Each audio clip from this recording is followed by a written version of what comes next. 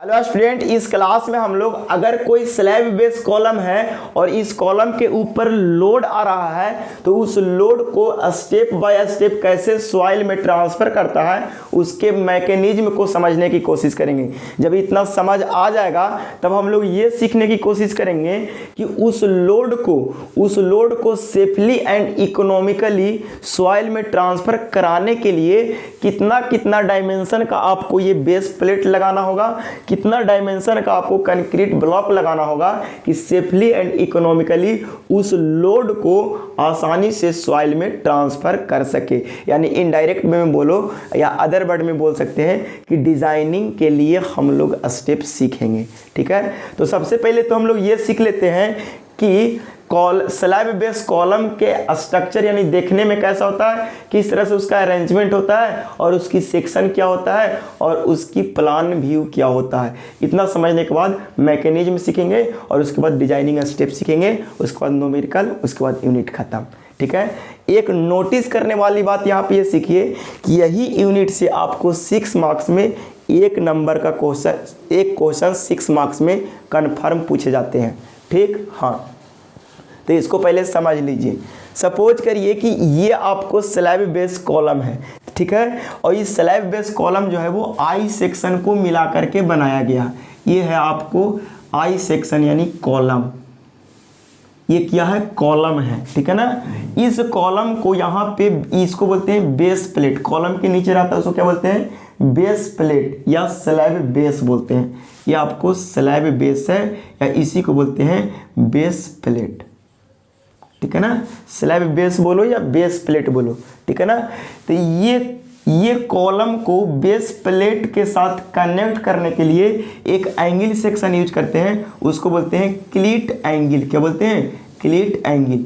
और क्लीट एंगल के मदद से इस कॉलम को इस बेस प्लेट के साथ रिवेटिंग या बोल्टिंग से कनेक्ट करते हैं। तो यहाँ पे हमने रिवेटिंग से कनेक्ट किया और उसके बाद यहाँ पे कंक्रीट ब्लॉक के साथ बोल्टिंग से कनेक्ट करते हैं, जैसा कि आप फिगर में देख पा रहे होंगे।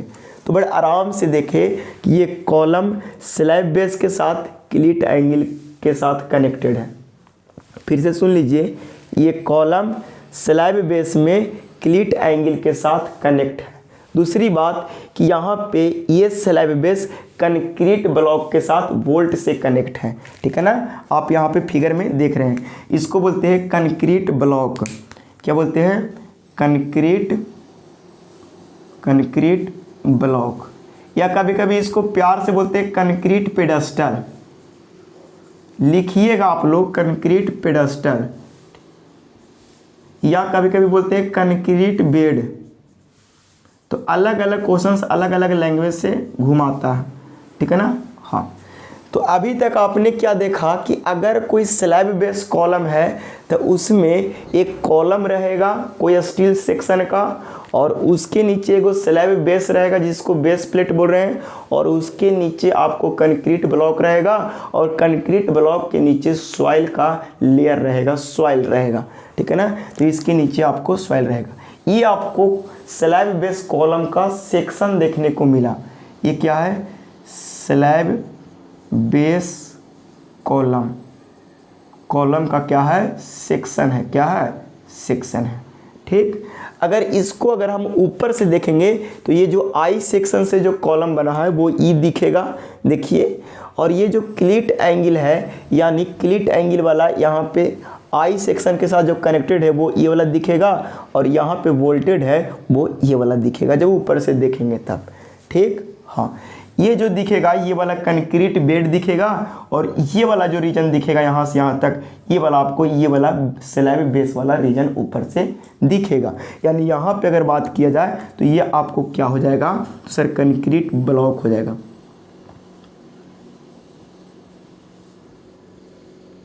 और ये वाला आपको हो जाएगा क्या, स्लैब बेस, स्लैब बेस या बेस प्लेट भी बोल सकते हैं। ठीक है ना, ये हो जाएगा। और ये वाला क्या है, तो सर क्लीट एंगल है। और ये वाला क्या है, तो सर ये वाला ही कॉलम है जो आई सेक्शन है। ठीक है ना, आप दोनों ही फिगर से आप क्लियरिफाई हो गए होंगे कि ये कॉलम बेस का या स्लैब बेस कॉलम का सेक्शन है और ये स्लैब बेस कॉलम का क्या है, टॉप व्यू है। इस चीज़ को आप समझने की पूरा कोशिश करेंगे, ठीक है। हाँ, ये तो हुआ कि इस तरह से ये बना हुआ रहता है। अब इसकी थोड़ा सा लोड के मैकेनिज्म पर बात करते हैं। देखिए ये कॉलम है तो इसके ऊपर लोड आएगा, इस कॉलम के ऊपर क्या आएगा, लोड आएगा। तो ये लोड किसको देगा, ये कॉलम है तो कॉलम लोड किसको देगा, तो सबसे पहले कॉलम जो लोड देगा वो स्लैब बेस को देगा। किसको देगा, स्लैब बेस। और स्लैब बेस लोड किसको देगा, तो सर कंक्रीट पेडस्टल को देगा। और कंक्रीट पेडस्टल किसको देगा, तो सर सॉइल को देगा। और सॉइल में पूरा लोड स्प्रेड हो जाएगा और आपके स्ट्रक्चर से लोड सॉइल में डिस्ट्रीब्यूट होते रहेगा। तो बड़ा आसानी से देखिए कि इस लोड को सहाने के लिए आपको स्लैब बेस की भी ज़रूरत पड़ रहा है, इस लोड को सहाने के लिए कंक्रीट पेडस्टल की भी ज़रूरत पड़ रहा है। तो देखिए कि अगर ये लोड जो आ रहा है उस लोड को सहने के लिए आपको स्लैब बेस भी पार्टिसिपेट कर रहा है, उस लोड को सहने के लिए आपको कंक्रीट ब्लॉक भी पार्टिसिपेट कर रहा है, उस लोड को सहने के लिए सॉइल भी पार्टिसिपेट कर रहा है। तो बड़े ध्यान से समझने की कोशिश कीजिए कि लोड धीरे धीरे इस तरह से स्टेप बाय स्टेप सॉइल में आता है। पहला स्टेप कॉलम में लोड आता है, उसके बाद वो लोड स्लैब बेस को देता है, उसके बाद वो लोड कंक्रीट ब्लॉक को देता है और कंक्रीट ब्लॉक सॉइल को देता है। इस तरह से लोड का डिस्ट्रीब्यूशन होता है।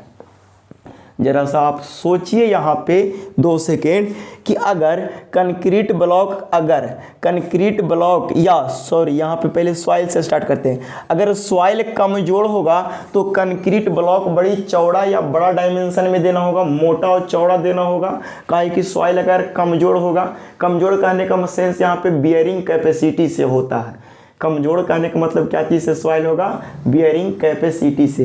तो अगर सॉइल की बियरिंग कैपेसिटी कमज़ोर है तो कंक्रीट ब्लॉक ज़्यादा मोटा देना होगा, ठीक है। अगर आपकी कंक्रीट ब्लॉक कमज़ोर है तो आपको ये वाला स्लैब बेस मोटा देना होगा, यही ना। इस चीज़ को समझना है, डिजाइनिंग का मेन कॉन्सेप्ट यहीं पे छिपा हुआ है। इस चीज़ को आप हाईलाइट करेंगे। अगर सॉइल की बियरिंग कैपेसिटी कमज़ोर है इसका मतलब मोटा कंक्रीट ब्लॉक देना होगा और बड़ा डायमेंशन का देना होगा।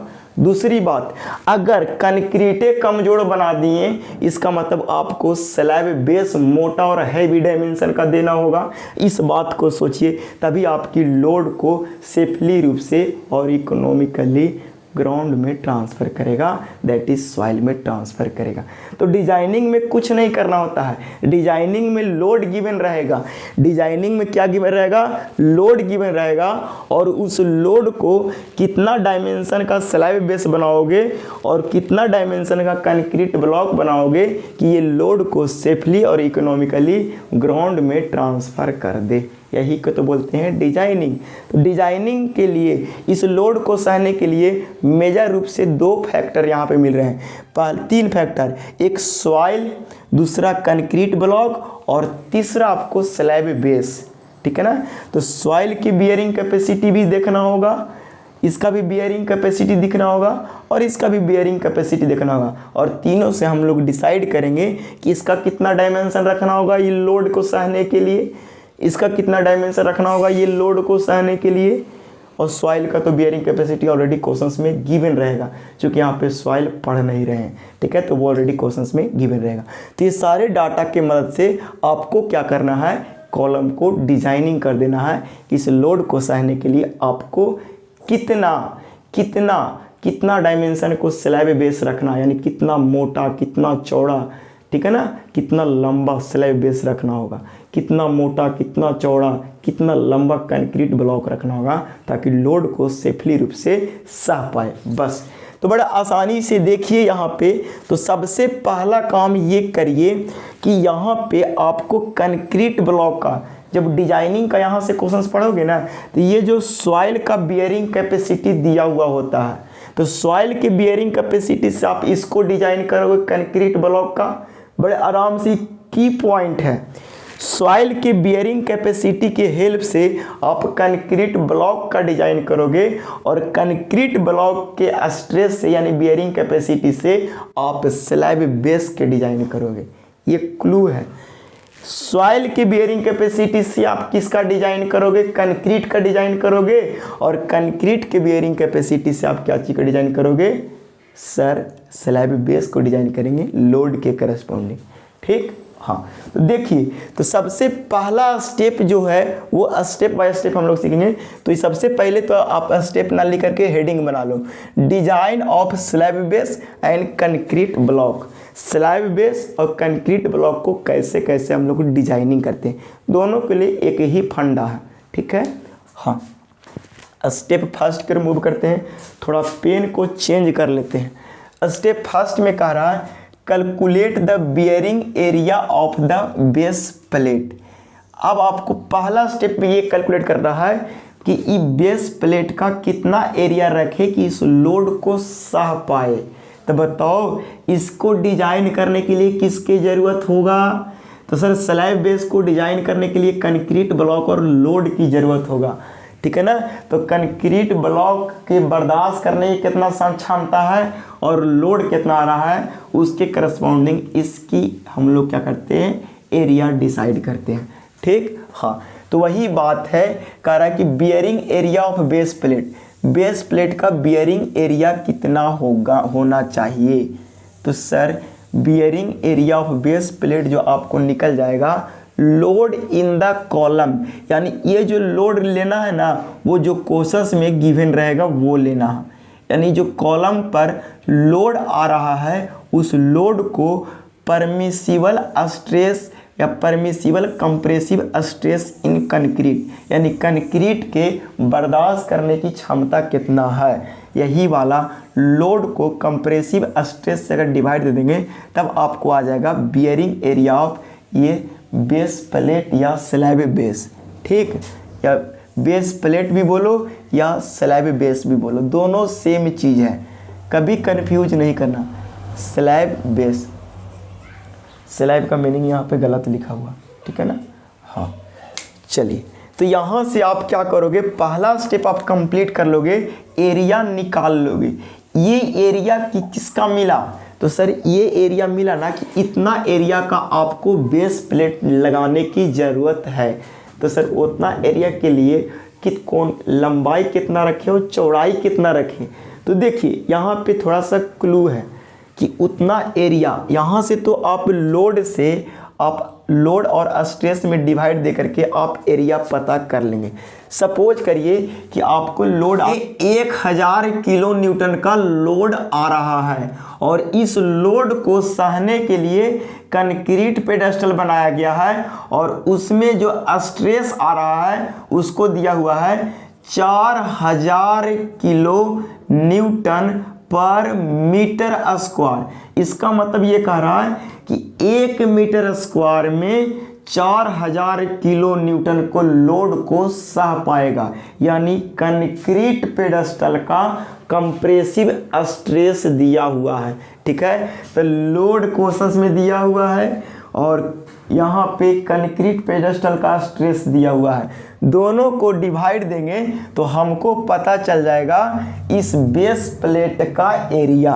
तो बताओ तो 1000 किलो न्यूटन बट्टा 4000 किलो न्यूटन पर मीटर स्क्वायर। तो ये मीटर को ऊपर भेज दीजिए गुना करके, तो ये हो जाएगा मीटर स्क्वायर। किलो न्यूटन से किलो न्यूटन कैंसिल, ये से ये कैंसिल। इसका मतलब 1/4 मीटर स्क्वायर आपको क्या आ गया बाब? एरिया आ गया। इस चीज़ को आप समझने की कोशिश करोगे। इसका मतलब क्या आया कि आप जो यहाँ पे स्लैब बेस लगाओगे ना उसको एरिया कितना रखना होगा? 1/4 मीटर स्क्वायर। तो जरा बता दीजिए कि उसको साइड कैसे निकालेंगे? तो सर हम लोग ऐसा मान लेंगे कि वो स्लैब बेस स्क्वायर टाइप के हैं और अंडर रूट करके हम साइड निकाल लेंगे। तो दूसरा स्टेप वही है डिजाइनिंग का। कह रहा है कि assuming the shape of base plate, base plate का शेप एज्यूम करेंगे और हम लोग अपने सुविधा के ख्याल से स्क्वायर शेप एज्यूम करेंगे बेस प्लेट का। स्क्वायर शेप एज्यूम करेंगे। तो स्क्वायर शेप एज्यूम कर लिए तो ज़रा बताइए कि अगर कोई स्क्वायर है और उसको साइड निकालना है तो हम कैसे निकालते थे। तो स्क्वायर का साइड निकालने के लिए हम उसकी एरिया का अंडर रूट करते थे, ठीक है ना। तो याद कीजिए थोड़ा सा, तो यहाँ पे एरिया 1/4 मीटर स्क्वायर है, तो यहाँ पे साइड पता चल जाएगा। इसको कैलसी में पुट करके साइड कैलकुलेशन करने के बाद आया 0.5 मीटर। इसका मतलब अगर हम लिखेंगे mm में साइड के लिए तो 500 mm लिखना होगा। कितना mm लिखना होगा, तो सर 500 mm आप लिखो। कहने का मतलब हम लोग को ये पता चल गया कि ये जो बेस प्लेट है ना, उस बेस प्लेट का साइड पता कर लिए। तो साइड पता कर लिए, ये जो बेस प्लेट है ना, यहाँ पे आप यहाँ पे सेक्शन में देख रहे हैं, ये जो बेस प्लेट है और इस बेस प्लेट, देखिए यहाँ पे यही ना बेस प्लेट है, तो इस बेस प्लेट का आप साइड पता कर लिए और ऐसा मान लिए कि ये जो बेस प्लेट स्क्वायर शेप का माने है, तो इसका साइड पता चल गया 500 mm इंटू 500 mm। इस चीज को आप समझिएगा, ऐसा हमने यहाँ पे मान लिया, ठीक है ना, और कैलकुलेट करके आ गया। अब आपको इस बेस प्लेट के डिजाइन करना है, तो हमको लेंथ पता चल गया, ब्रेथ पता चल गया, थिकनेस पता चल जाएगा, कहानी खत्म, ठीक है। हाँ, तो देखिए यहाँ तक हम लोग कर लिए काम कि assume the shape of base plate, कैसा माने स्क्वायर। उसके बाद and calculate the side of base plate, और बेस प्लेट का साइड पता कर लिए। स्क्वायर का एरिया पता है तो स्क्वायर का साइड पता नहीं चल जाएगा, एरिया के रूट करके, ठीक है। हाँ, आगे arrange the section of the column centrally, और उसके बाद क्या करते हैं कि ये वाला सेक्शन, ये जो कॉलम सेक्शन है उसको इस बेस प्लेट में सेंट्रली अरेंज करते हैं। देखिए तो ये वाला लाइन और ये वाला लाइन इसके सेंट्रल लाइन है, तो इसको सेंट्रली अरेंज करते हैं। जब सेंट्रली इसको अरेंज करते हैं तो हमारा यहाँ से यहाँ तक ये वाला, यहाँ से यहाँ तक ये वाला पोर्शन, यहाँ से यहाँ तक ये वाला पोर्शन और यहाँ से यहाँ तक ये वाला पोर्शन कुछ छूटता है, जिसको हम लोग ए मान रहे हैं, और यहाँ से यहाँ तक ये वाला पोर्शन कुछ छूटता है जिसको हम लोग बी मान रहे हैं, ठीक है ना। इस फिगर को अगर यहाँ पे हम लाने की कोशिश करें तो अगर ऐसा बोलो, छोटा सा फिगर बनाते हैं, ज़्यादा लंबा नहीं। ये आपको क्या है, ये आपको बेस प्लेट है। कैसा प्लेट है, बेस प्लेट है, और इस प्लेट में आप आई सेक्शन को लाना चाह रहे हो।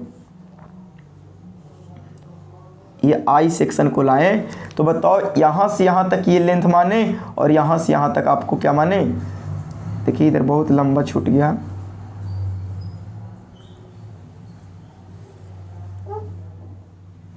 देखिए इसको बढ़िया से फिगर बना देते हैं, मतलब पता चलेगा कि समझते समझते कन्फ्यूज आ गया। ये बेस प्लेट है आपको, और इस बेस प्लेट में आपको क्या करना है, ये वाला कॉलम को सेंट्रली अरेंज करना है। वहाँ पे फिगर में थोड़ा गंदा टाइप के लग रहा है इसीलिए। तो ये आपको क्या हो गया, ये आपको आई सेक्शन है,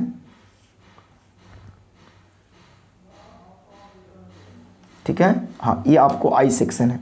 तो जरा बताइए कि यहाँ से यहाँ तक कुछ पोर्शन छूटा होगा, यहाँ से यहाँ तक कुछ पोर्शन छूटा होगा, तभी तो सेंट्रली अरेंज हुआ होगा। यहाँ से यहाँ तक कुछ पोर्शन छूटा होगा, तभी तो सेंट्रली अरेंज हुआ होगा। तो यहाँ से यहाँ तक के हम लोग मान रहे हैं ए, और यहाँ से यहाँ तक हम लोग मान रहे हैं बी। अगर इधर ये होगा तो इधर भी क्या होगा, ए, और यहाँ से यहाँ तक हम लोग मान रहे हैं क्या, बी। तो सर ए और बी क्या है, तो बड़ा, हमेशा ध्यान देना इस बात को, ए और बी में सबसे ज़्यादा बच्चा लोग कन्फ्यूज ही आता है। तो उसके लिए सीधा सीधी जवाब यही है कि बड़ा वाला जो डायमेंशन आएगा उसको ए मान लेंगे और छोटा वाला डायमेंशन आएगा उसको बी मान लेंगे। सपोज करिए कि ये जो सेक्शन दिया गया है, आई बीम सेक्शन दिया गया है, वो ऐसा दिया गया है ISMB, Indian standard medium beam @400। इसका मतलब क्या समझे कि इस बीम का ओवरऑल डेप्थ कितना है, 400 है। कितना है, 400 है और टोटल साइड कितना है, तो सर अभी कैलकुलेट करके लाए 500, तो इधर कितना छोटा होगा, तो 50, और सर इधर कितना छोटा होगा, तो सर 50। यानी आपको b की वैल्यू कितना हो जाएगा 50 और इधर b की वैल्यू कितना हो जाएगा 50, ठीक है ना। तो ये सारे चीज आपको इस वाले से पता चल गया। उसके बाद ये कह रहा है सर ऊपर वाले कितना छोड़ना है, तो ये वाला ये जो फ्लेंज है, फ्लेंज की चौड़ाई से आपको पता चलेगा कि ऊपर कितना है और नीचे कितना है। सपोज करिए कि आपको फ्लेंज की चौड़ाई जो दिया गया वो 250 दिया गया। कितना दिया गया 250। ऐसा हम लोग मान लिए कि जो फ्लेंज की चौड़ाई कितना है 250 है, तो आपको जरा बताइए 250 नहीं 140 मान लीजिए। क्या मान लीजिए 140 मान लीजिए। तो ज़रा बताइए कि अगर यहाँ से यहाँ 140 है और टोटल यहाँ से यहाँ 500 है, तो ऊपर कितना छूटेगा और नीचे कितना छूटेगा, तो सर ऊपर छूटेगा 180 और नीचे भी कितना छूटेगा 180 और यहाँ पे छूटेगा बीच में 140, तब जाकर के ये पूरा 500 होगा और ये पूरा 500 होगा। यानी a की वैल्यू आ गया 180 और b की वैल्यू कितना आ गया 50। तो इस तरह से आप a और b की वैल्यू कैलकुलेट कर लेंगे बड़े आसानी से। चलिए a और b की वैल्यू कैलकुलेट करोगे, हमेशा ध्यान देना डिजाइनिंग वाला न्यूमेरिकल में और क्लियर हो जाएगा जब न्यूमेरिकल से चलेगा। अभी तो स्टेप ही सीख रहे हैं, ठीक है। तो a और b की वैल्यू को पूरा हम लोग कैलकुलेशन कर लेंगे। बड़ा वाला को हमेशा a मानना है और छोटा वाला को b मानना है। बड़का को a और ननका को b, हमेशा बड़का को a और ननका को b, एकदम रट लीजिए इस चीज़ को। चलो a और b पता चल गया। तीसरा स्टेप, 2 स्टेप अपन कंप्लीट कर लिया। तीसरा स्टेप जो आपकी मेन स्टेप है, आपको कह रहा है calculate the pressure in assuming shape of base plate. जो आपने शेप माना है ना, कैसा शेप माना है, तो स्क्वायर शेप। तो इस बेस प्लेट पर कितना लोड के वजह से प्रेशर आ रहा है, तो इस बेस प्लेट का एरिया कितना होगा 500 गुने 500 और लोड कितना है, तो सर लोड जो हमारा गिवन है ना, इसको थोड़ा सा यहाँ पे कैलकुलेट करते हैं। तो बताओ लोड, ये जो लोड लेंगे बार बार कह रहे हैं ये क्वेश्चंस वाला लोड रहेगा। क्वेश्चंस वाला क्या रहेगा, लोड रहेगा। तो जरा बताओ क्वेश्चन वाला लोड कितना है, तो सर क्वेश्चन वाला जो लोड है ना सर, वो हमने मान लिया कुछ समय के लिए 1000 किलो न्यूटन, 1000 किलो न्यूटन।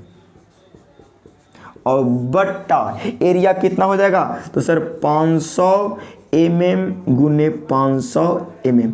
एक चीज आप यहाँ पे गेस कर पा रहे हैं, ऊपर वाला यूनिट किलो न्यूटन में है, तो इसको हम न्यूटन में चेंज कर देते। काहे सर, काहे कि नीचे वाला हम mm में ना लिखे हैं, इसीलिए 10 के पावर 3 से गुना करके आप न्यूटन में चेंज कर लो।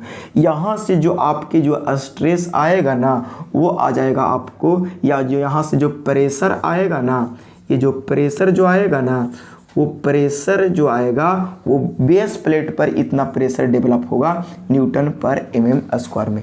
अभी हम सोल्व करके लिखते हैं। यहाँ से जो आपके आएगा ना प्रेशर, वो 4 न्यूटन पर mm स्क्वायर से प्रेशर आएगा। कहने का मतलब कि अगर इतना डायमेंशन का लेगा ये सब चीज़, तो इस पर जो प्रेशर आएगा वो प्रेशर कितना का आएगा, 4 न्यूटन पर mm स्क्वायर से आपको क्या आने वाला है, प्रेशर आने वाला है। प्रेशर कैलकुलेट कर लिया, आप थिकनेस कैलकुलेट कर लोगे। W की वैल्यू प्रेशर के यहाँ रख दो। BS बेंडिंग स्ट्रेस हमेशा कितना लेना है आपको, तो सर 185 लेना है। कितना लेना है, 185 लेना है। उसके बाद आपको क्या करना है, A कौन वाला है, बड़ा वाला प्रोजेक्शन, B नन का, A बड़का और B नन का। थिकनेस यहाँ से आप कैलकुलेट कर लोगे। बस आप लेंथ पता कर लिए थे, ब्रेथ पता कर लिए थे, थिकनेस पता कर लिए, तो बताओ हम लोग को डिज़ाइनिंग हो गया। डिज़ाइनिंग में लेंथ ब्रेथ इंटू थिकनेस की तो प्लेट का कैलकुलेट करना होता है। तो यहाँ से हम बोलेंगे कि A इंटू थिकनेस कैलकुलेट कर लिए, और अगर बोलोगे थिकनेस तो आप कैलकुलेट करके यहाँ पे आप लिख सकते हो, ठीक है ना। इसका मतलब आप स्लैब का डिज़ाइन कंप्लीट कर लिए, स्लैब बेस का डिज़ाइन आप कंप्लीट कर लिए। इतना छापने के बाद अब हम लोग मूव करेंगे column base, sorry concrete block का डिजाइनिंग की ओर, ठीक है। तो कॉपी कीजिए। अगला स्टेप की ओर मूव करते हैं। स्लैब बेस का डिजाइनिंग कंप्लीट हो गया। अब हम लोग कंक्रीट ब्लॉक का डिजाइनिंग की ओर मूव करते हैं। ठीक है, तो कंक्रीट ब्लॉक का डिजाइनिंग जब करने जाते हैं तो ये लोड तो आता ही आता है, साथ ही साथ ये वाला मटेरियल का लोड और बीम का लोड को भी कंसीडर करते हैं। तो दोनों का सेल्फ वेट कुछ बढ़ जाता है। तो कितना सेल्फ वेट बढ़ता है वो चीज़ यहाँ पे समझ लीजिए।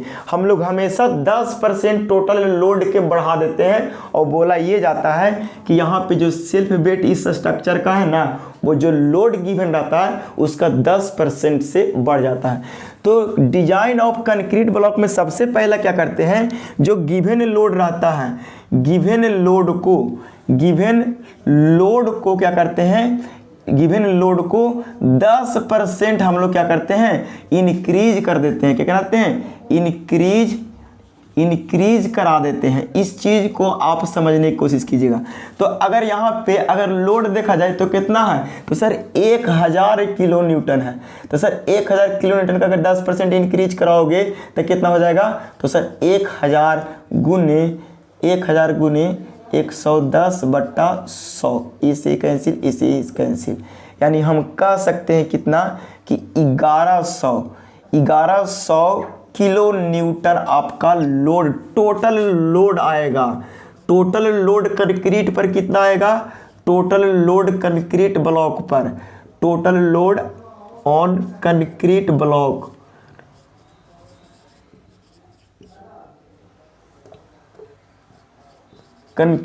पर टोटल लोड कितना आ रहा है, तो सर 110 किलो न्यूटन। अब बताओ लोड को, ये वाला बात ध्यान देना होता है कि गिवन लोड को हम क्या कर रहे हैं, 10% बढ़ा दे रहे हैं, क्योंकि कुछ सेल्फ वेट भी ऐड हो जाता है। ठीक, यहाँ से आपको टोटल लोड पता चल गया। अब बताओ कि इसको सॉइल का बियरिंग कैपेसिटी गिवन रहेगा क्वेश्चंस में। ठीक है ना, तो यहाँ पे आपको गिवन रहेगा बियरिंग कैपेसिटी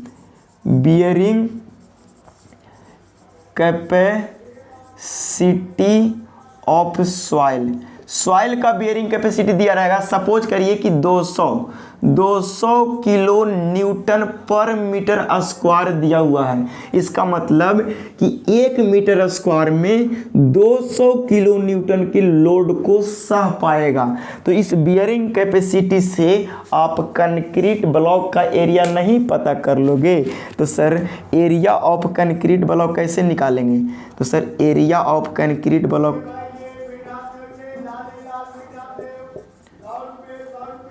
ब्लॉक पूरा बड़ा लिखो, एरिया ऑफ कंक्रीट ब्लॉक क्या लिखेंगे, बहुत बड़ा आराम से बोलो। तो सर लिखिए टोटल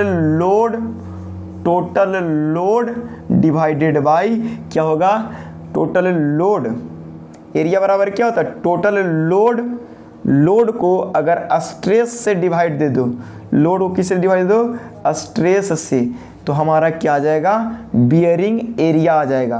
तो स्ट्रेस ऑन सॉइल, या ऐसे बोल दो बियरिंग कैपेसिटी ऑफ सॉइल,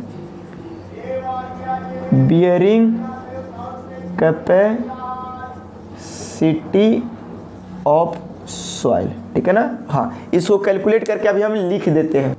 यहाँ पे कैलकुलेशन करने के बाद आया है टोटल लोड कितना है, 1100 किलो न्यूटन, और बियरिंग कैपेसिटी कितना है, 200 किलो न्यूटन पर मीटर स्क्वायर ऊपर चला जाएगा तो इसको लिखिए मीटर स्क्वायर। ये किलो न्यूटन से किलो न्यूटन लेस हो जाएगा, ये 2 0 से 2 0 कैंसिल हो जाएगा, 11 में 2 से डिवाइड देंगे तो आएगा 5.5 मीटर स्क्वायर।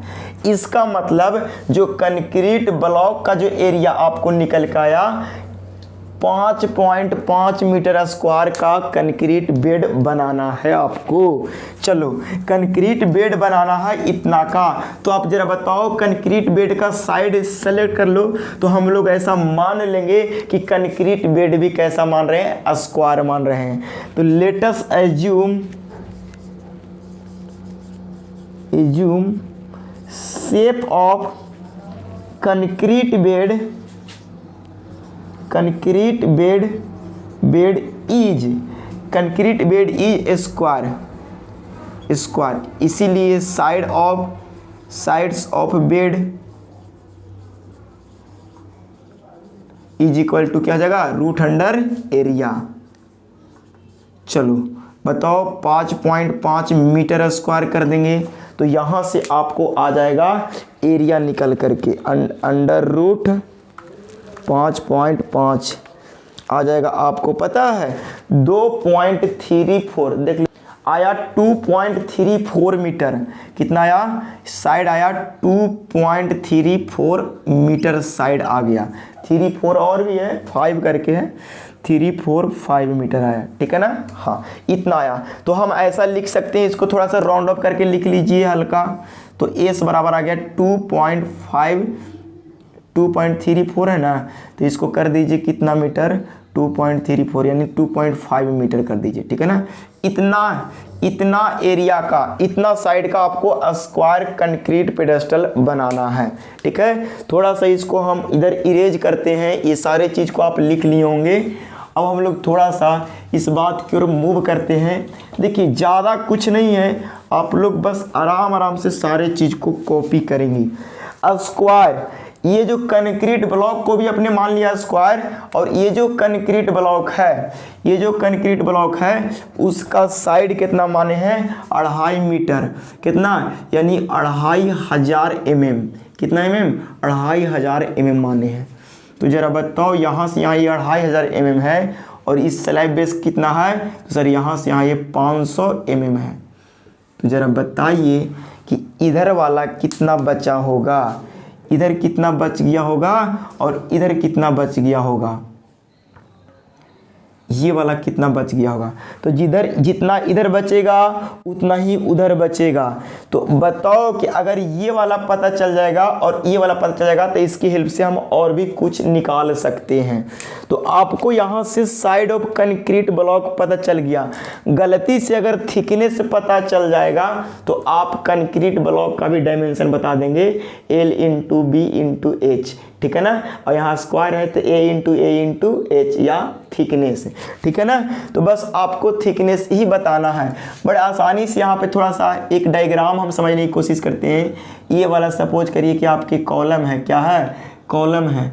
देखिए एकदम फीलिंग लीजिए इसको, ये सपोज करिए क्या है, या ये कॉलम है, क्या है, कॉलम है। अब इस कॉलम के नीचे क्या होगा, तो सर इस कॉलम के नीचे आपको बेस प्लेट होगा, और इस बेस प्लेट के नीचे क्या होगा, तो सर एकरे नीचे कंक्रीट ब्लॉक होगा या कंक्रीट बेड होगा। और यही कंक्रीट बेड का ई साइड पता चल गया है 2500 mm, कितना mm, 2500 mm, और यहाँ से यहाँ ये पता चल गया 500 mm। अब बताओ आपको गलती से अगर ये वाला पता चल जाएगा तो आप बोलेंगे कि सर मेरा डिजाइनिंग कंप्लीट हो गया, अब छोड़ दीजिए, ठीक है। तो एक बात यहाँ पे कॉन्सेप्ट लगाना होता है कि यहाँ पे आपको वोल्टिंग किया गया है और यहाँ पे आपको वोल्टिंग किया गया है। तो यहाँ से जो लोड डिस्ट्रीब्यूट होता है वो कुछ इस तरह से लोड डिस्ट्रीब्यूट होता है। यहाँ से जो लोड डिस्ट्रीब्यूट होता है ना, कुछ इस तरह से डिस्ट्रीब्यूट होता है, और ये वाला एंगल होता है 45 डिग्री करके, कितना डिग्री, 45 डिग्री करके ये वाला लोड डिस्ट्रीब्यूट होता है। ज़रा बताइए अगर ये 45 डिग्री है तो जितना ये वाला थिकनेस यहाँ से यहाँ बचेगा वही वाला यहाँ से यहाँ ये वाला बी होगा। अगर ये वाला एंगल 45 डिग्री है तब तो ये सर होगा। तो ज़रा बताइए कि यहाँ से यहाँ टोटल कितना 2500 है और ये 500 है, इसका मतलब आपको 1000 mm इधर बचेगा और 1000 mm इधर बचेगा। इसका मतलब करके आएगा। उसके पहले हम एक फॉर्मूले लिख देते हैं, ठीक है ना। यहाँ पे 1000 mm होगा, बाओ इस चीज़ को आप समझिए, चूँकि 1000 mm और 1000 mm और यहाँ 500 mm था ना, जाकर 2500 mm होगा। हाँ, तो थिकनेस कैलकुलेट करने के लिए आप रेडीमेड फार्मूला बना देते हैं। Thickness of concrete bed, thickness of concrete bed, तो क्या हो जाएगा, तो जरा बताओ कि आपको thickness of concrete bed B के बराबर होगा। इसका मतलब इधर लिखिए बी और इधर लिखिए बी, ये दोनों हो गया, और प्लस 500 mm ये बीच वाला, ये दोनों बराबर हो जाएगा किसको, ये पूरा के, ठीक है ना, यानी 2500 mm। इस चीज़ को आप समझिए तो थोड़ा, यहाँ से यहाँ पूरा लेंथ 2500 mm है और यहाँ से यहाँ 500 mm है, तो जितना बी इधर होगा उतना ही बी इधर होगा ना, यस सर होगा। यहाँ पे इस चीज़ को आप समझिए, बोल्टिंग किया गया है तो इस चीज़ को आप समझिए 45 डिग्री पर है, ये बोल्टिंग किया गया है तो इस चीज़ को समझिए 45 डिग्री पर होगा, ठीक है ना, ये 45 से इधर से भी 45 से होगा, ठीक है ना। हाँ, तो यहाँ जो बी है ना वो भी बी यहाँ पे भी होगा, ये वाला भी बी ही होगा। तो ज़रा बताओ, ये इधर वाला बी और इधर वाला बी और ये 500 तीनों मिला करके इसके बराबर होगा 2500 mm के। तो यहाँ से आपको 2b बराबर हो जाएगा 2500 mm माइनस 500 mm, इतना हो जाएगा। तो यहाँ से बचेगा 2000 mm बटा 2 कर देंगे तो आपको b की वैल्यू मिल जाएगा, 2 कर देंगे तो b की वैल्यू आपको मिलेगा 1000 mm।